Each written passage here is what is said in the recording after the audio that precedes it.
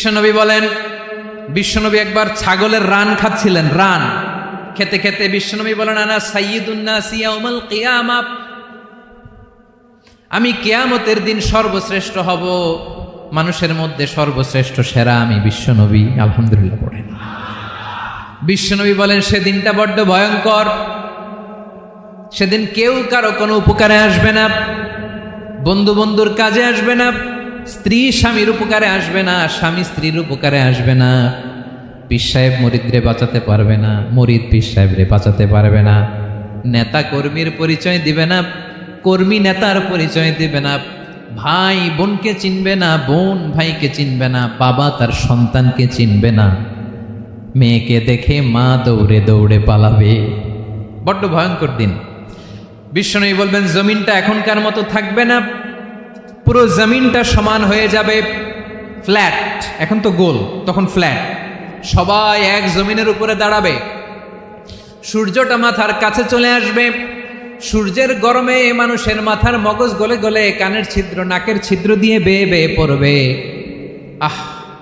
সবাই হয়রান, পেরেশান, ক্লান্ত শ্রান্ত। মানুষগুলো বলবে বাঁচার কোনো উপায় নাই।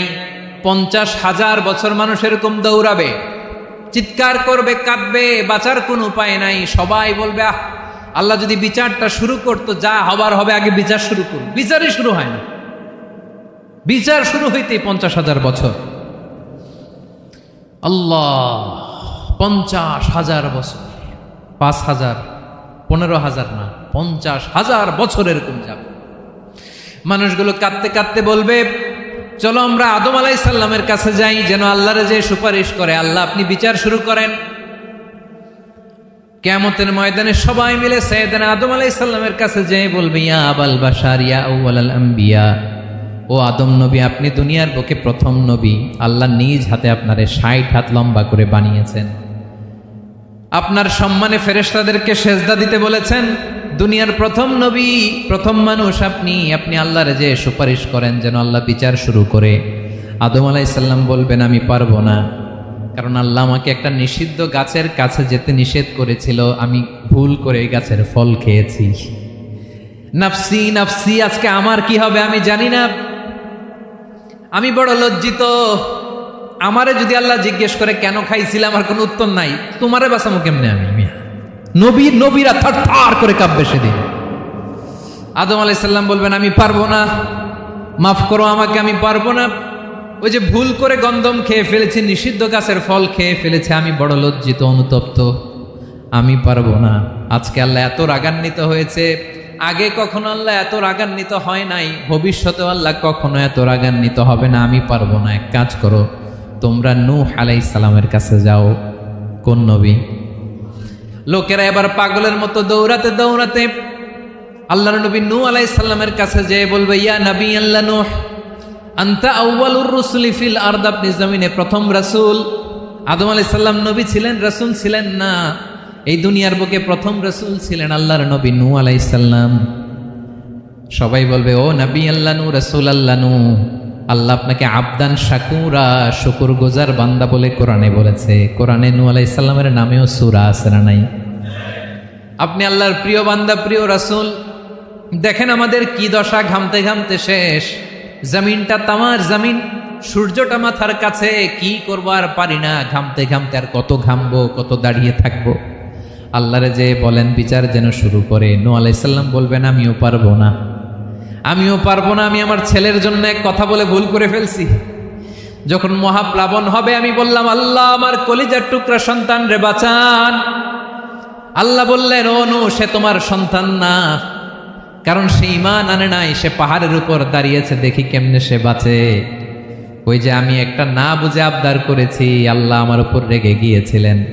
আজকে আল্লাহ ওই ব্যাপারে যদি আমারে প্রশ্ন করে, আমার কোনো জবাব নাই, আমি পারবো না, মাফ করো।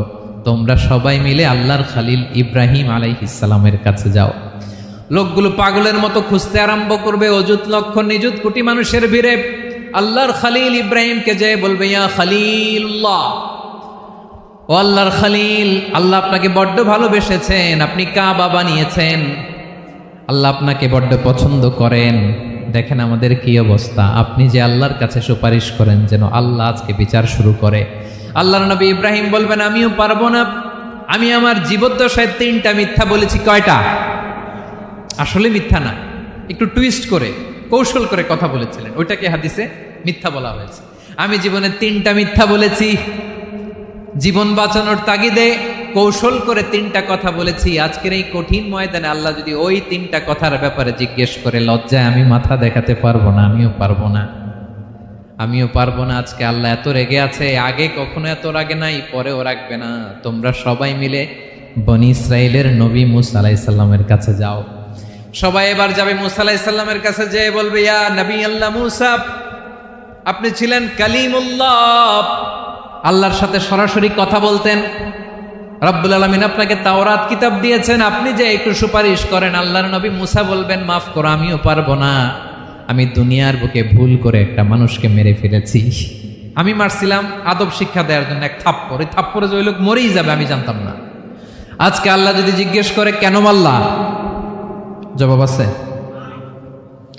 ওই লজ্জায় আমি অনুতপ্ত, আমি পারবো না, আমার এই কথা বলো না। আজকে আল্লাহ বড্ড রেগে আছে, আমি পারবো না। তোমরা আল্লাহর নবী ঈসা আলাইহিস সালামের কাছে যাও। কিয়ামতের ময়দানে মানুষগুলো পাগল পাড়া হয়ে আল্লাহর নবী ঈসা আলাইহিস সালামের কাছে যাবে, যে বলবে নবী ঈসা আপনি রূহুল্লাহ, বাবা ছাড়া আল্লাহ আপনাকে বানিয়েছেন, ইনজিল কিতাব দিয়েছেন, মৃত মানুষকে আপনি জীবিত করতে পারতেন। আজকের এই কঠিন বিপদের দিনে আপনি আমাদের সাহায্য করেন। আল্লাহর কাছে যে বলেন যেন বিচার শুরু করে। ঈসা আলাইহিস সালাম বলবেন আমিও পারবো না, ইন্নী উবিদতু মিন দুনিল্লাহ, আমার উম্মত খ্রিস্টানেরা আল্লাহরে বাদ দিয়ে আমি ঈসার ইবাদত করেছে। আমার মা ম্যারি আর আমাকে ডাকতো জেসাস ক্রাইস্ট, আমার ইবাদত করেছে, যদিও আমি আমার ইবাদত করতে বলি না। ঈসা আলাইহিস সালামও ইবাদত করতে বলেছেন একজনের, তিনি কে? আল্লাহর নবী ঈসা আলাইহিস সালাম বলবেন আমিও পারবো না, আজকে আল্লাহ অনেক রেগে আছে, আমি পারবো না। তবে একটা পরামর্শ দিতে পারি, একটা সাজেশন দিতে পারি। আজকের দিনে এই কঠিন মুসিবতের কালে, এই কঠিন সময়ে কেউ আল্লাহর দরবারে দাঁড়িয়ে একটা টু শব্দ করার ক্ষমতা কারো নাই, একমাত্র আখিরি জামানার পয়গাম্বর বিশ্বনবী মুহাম্মদুর রাসূলুল্লাহ ছাড়া। মানুষগুলো এবার আগুনের মধ্যে পানি দিলে যেমনি আগুন নিভে যায়, দাউ দাউ করা হৃদয়ে জ্বলন্ত আগুন তাদের ঠান্ডা হবে। কিয়ামতের ময়দানে ওই বিভীষিকাময় সময়ে মুসিবতের কালে মানুষগুলো পাগল হয়ে বিশ্বনবীকে খুঁজতে আরম্ভ করবে। সবাই মিলে বিশ্বনবীর কাছে যে বলবে ইয়া রাহমাতাল লিল আলামিন, ইয়া খাতামান নবীন, রাহমাতাল লিল আলামিন। দেখেন আমাদের কি অবস্থা, কি কঠিন বিপদে আমরা আছি, দাঁড়াতে পারি না, সূর্যের আলোতে ঘেমে হয়রান। আজকে কেউ সুপারিশ করতে পারবে না। সব নবীরা অপারগতা স্বীকার করেছে, তারা বলেছে আপনি ছাড়া কেউ নাকি আল্লাহর সামনে দাঁড়াতে পারবেন না, আপনি একটু সুপারিশ করেন। বিশ্বনবী বলবেন আসো আসো, আজকের দিনে আমি ছাড়া আল্লাহর সামনে কেউ দাঁড়াতে পারবে না। যে বিভীষিকাময় সময়ে প্রত্যেক নবী বলেছেন আমি পারবো না, প্রত্যেক নবী বলেছেন নফসি নফসি, আমার কি হবে আমি জানি না, আল্লাহ আমারে বাঁচাও। প্রতিটি নবী বলবেন নফসি নফসি, আল্লাহ তুমি আমারে বাঁচাও, আমারে বাঁচাও। বিশ্বনবী মাথা তুলবেন, তুলে বলবেন রব্বি হাবলি উম্মতি, আল্লাহ তুমি আমার গুনাহগার উম্মতকে বাঁচাও। বিশ্বনবী মাকামে মাহমুদে যে আল্লাহু আকবার বলে সিজদায় লুটিয়ে পড়বেন। আল্লাহ রাব্বুল আলামিন বিশ্বনবীকে এমন কিছু চমৎকার শব্দ শিখাবেন, ওই শব্দগুলো দিয়ে আল্লাহর প্রশংসা করে বিশ্বনবী কাঁদতে আরম্ভ করবেন। বিশ্বনবী এমন ভাবে অজর দ্বারায় সিজদায় লুটিয়ে পড়ে কাঁদবেন, রব্বুল আলামিনের রহমতের দরিয়ায় জোশ লেগে যাবে। রব্বুল আলামিন এই দৃশ্য দেখে সহ্য করতে পারবেন না। রব্বুল আলামিন বলবেন ইয়া মুহাম্মদ ইরফা রাসাক, ও নবী আপনি মাথা তোলেন, মাথা তোলেন, আপনার কান্না আমি সহ্য করতে পারি না। নবী আপনি মাথা তোলেন, সাল তুতা, আজকে আপনি যা চাবেন তাই দেব। নবী আপনি সিজদা থেকে মাথা তুলেন, সাল তুতা, যা চাবেন তাই দেব। ওয়াশফা তুশাফা, যার জন্য সুপারিশ করবেন তার সুপারিশ কবুল করে নেব। বিশ্বনবী এবার মাথা তুলবেন, যে বিভীষিকাময় সময়ে প্রত্যেক নবী বলেছেন আমি পারবো না, প্রত্যেক নবী বলেছেন নফসি নফসি, আমার কি হবে আমি জানি না, আল্লাহ আমারে বাঁচাও। প্রতিটি নবী বলবেন নফসি নফসি, আল্লাহ তুমি আমারে বাঁচাও আমারে বাঁচাও। বিশ্বনবী মাথা তুলবেন, তুলে বলবেন রব্বি হাবলি উম্মতি, আল্লাহ তুমি আমার গুনাহগার উম্মতকে বাঁচাও। এই দুনিয়ার বুকে রব্বুল আলামিন সব নবীকে একটা করে দাওয়া মুস্তাজাবা দিয়েছেন, মানে যে দোয়া করলে কবুল হয়ে যায় সাথে সাথেই। দাও বিহা, দুনিয়ার সব নবীরা ওই দোয়াটা দুনিয়ায় করে ফেলেছে। সব নবীকে আল্লাহ একটা করে দোয়া দিয়েছেন, নবী দোয়া করলেই কবুল। সব নবীরা ওই দোয়া করে ফেলেছে দুনিয়াতে। বিশ্বনবী বলেন আমি করি নাই। ওয়া ইন্নী আখতাবিউ দাওয়াতি শাফাআতান লি উম্মতি ইয়াউমাল কিয়ামাহ, আমার ওই স্পেশাল দোয়াটা আমি দুনিয়ার বুকে কঠিন বিপদে পড়েও কোনোদিন করি নাই। আমি আমার স্পেশাল দোয়াটা কিয়ামতের দিন আমার গুনাহগার উম্মতকে সুপারিশের জন্য রেখে দিয়েছি। আল্লাহ বলবেন নবীর ফারাসাক, মাথা তোলেন, আর কাটবেন না। বিশ্বনবী মাথা তুলবেন, আল্লাহ বলবেন সাল তোতা, আপনি যা চাবেন তাই দেব। ওয়াশফা তুশাফা, সুপারিশ করেন, সুপারিশ কবুল করব। বিশ্বনবী বলবেন আল্লাহ ওই স্পেশাল দোয়াটা দুনিয়াতে করি নাই, আজকে আমি তোমার দরবারে দাঁড়িয়ে কিয়ামতের দিন ওই দোয়াটা করছি। আল্লাহ আমার যে উম্মতের হৃদয়ে যাররা পরিমাণ ঈমান আছে, আমার একটা উম্মতকেও তুমি জাহান্নামে ঢোকাতে পারবা না। বিশ্বনবী পাগলের মতো একবার হাউজে কাউসারে যাবেন, একবার সিরাতে যাবেন, একবার পুলসিরাতের দিকে, একবার হাউজে কাউসারের দিকে পাগলের মতো দৌড়াতে থাকবেন, তার কোনো গুনাহগার উম্মত যাতে জাহান্নামে ঢুকে না যায়। সেদিন কেউ সুপারিশ করতে পারবে না বিশ্বনবী ছাড়া। এজন্য 5 নম্বর আল্লাহ বললেন মান যাল্লাযী ইয়াশফাউ ইনদাহু ইল্লা বিইযনিহি, কার সাহস আছে, কার এত বড় বুকের পাটা কিয়ামতের কঠিন দিন আল্লাহর সামনে দাঁড়িয়ে সুপারিশ করবে? কারো ক্ষমতা নেই, কারো ক্ষমতা নাই। বিশ্বনবী সেদিন সিজদায় পড়ে উম্মতের জন্য কাঁদবেন, সবাই কাঁদবে নফসি নফসি, আল্লাহ আমারে বাঁচাও আল্লাহ আমারে বাঁচাও। বিশ্বনবী বলবেন উম্মতি উম্মতি, বিশ্বনবী আমার জন্য কাঁদবেন, আপনার জন্য কাঁদবেন, আমাদের জন্য সেদিন কেঁদে কেঁদে জাহান্নামের দরজায় দাঁড়িয়ে আমাদেরকে টেনে টেনে জান্নাতে ঢুকাবেন। এজন্যই বিশ্বনবীর ভালোবাসা যেন আমাদের হৃদয়ে ভরপুর থাকে। আমার ভাইয়েরা, প্রতি শুক্রবার বিশ্বনবীর উপরে বেশি বেশি যেন আমরা দুরূদ পড়ি। আমরা যখন বিশ্বনবীর সালাম দেই, দুরূদ পড়ি,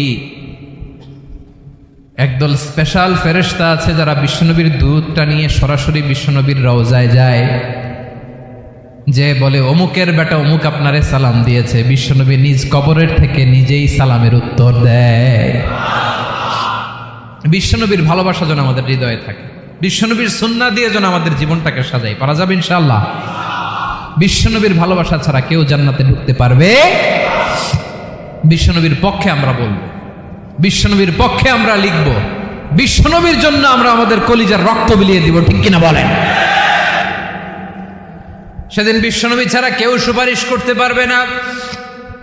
5 নম্বর আল্লাহ বললেন মান যাল্লাযী ইয়াশফাউ ইনদাহু ইল্লা বিইযনি, কে আছে সুপারিশ করবে আল্লাহর সামনে? আর আপনি আপনার বাবার দরবারে যে সেজদা দেন, হ্যাঁ, ইব্রাহিম আলাইহিস সালাম থারথার করে কাঁপবে আর বলবে নফসি নফসি, আল্লাহ আমারে বাঁচাও।